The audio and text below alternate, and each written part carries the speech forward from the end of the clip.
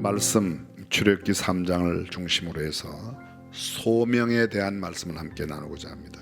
소명의 자리에서 완전한 소명을 이루어갈 수 있는 삶의 첫 번째가 바로 이 대목입니다. 하나님의 산의 경험이 있는가? 하나님을 만난 경험이 있는가? 하나님의 산 호렙의 경험이 있는가? 저는 이렇게 도전합니다.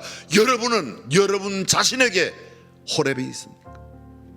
호렙의 경험이 있습니까? 언제 호렙을 경험하셨습니까? 언제 여러분이 하나님을 만났습니까? 내가 하나님을 만난 지난 경험이 없는 내 삶은 내 사명과 전혀 상관없는 삶을 살고 있는지도 몰라요. 내 뜻을 이루기 위해서 돈 벌 수 있다니까, 남들이 이야기하니까, 남들이 부러워하니까, 사람들이 좋아하니까, 어쩌면 내가 그걸 즐겨하니까 했는지도 모릅니다. 소명을 이루는 삶, 하나님께서 부르신 그 자리에서 맡기신 그 일을 감당하는 것은 하나님과의 만남을 통하여 직접 그 일을, 나는 누가 시켜서 일을 했다, 아닙니다. 하나님께서 내게 맡기신 일이 이 일이기에, 하나님께서 맡기신 때가 지금이기에, 하나님께서 맡기신 바로 그 일을 지금 내가 한다고 해야 됩니다. 두 번째, 하나님과의 만남에서 하나님과의 대화를 하고 쓰임받는 모든 자, 하나님을 만난 자라고 이야기했습니다. 두 번째가 뭔가 하면 하나님께서 그에게 맡기신 사명이 있다는 겁니다. 오늘 본문 10절을 보십시오. 이제 내가 너를 바로에게 보내어 너로 내 백성 이스라엘 자손을 애굽에서 인도하여 내게 하리라.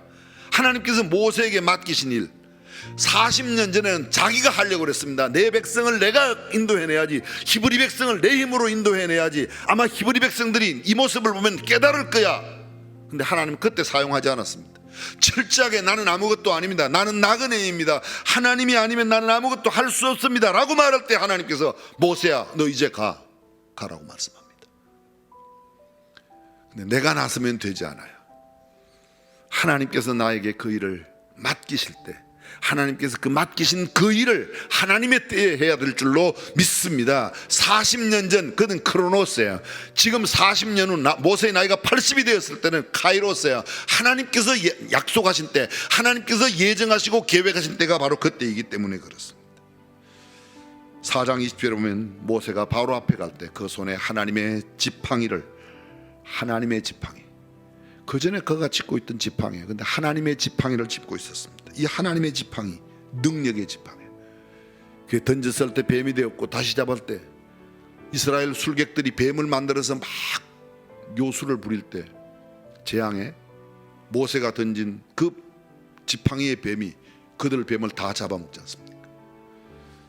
세상의 뱀을 두려워하지 마십시오. 하나님의 능력의 지팡이가 우리와 함께하면 세상의 그 어떤 위험한 일들도, 어떤 세상의 권세도, 어떤 능력도 능히 우리가 이겨낼 수 있는 줄로 믿습니다. 하나님께서 허락하신 그 자리에 그 일을 잘 감당하는 저와 여러분이 되시기를 주님의 이름으로 축원합니다.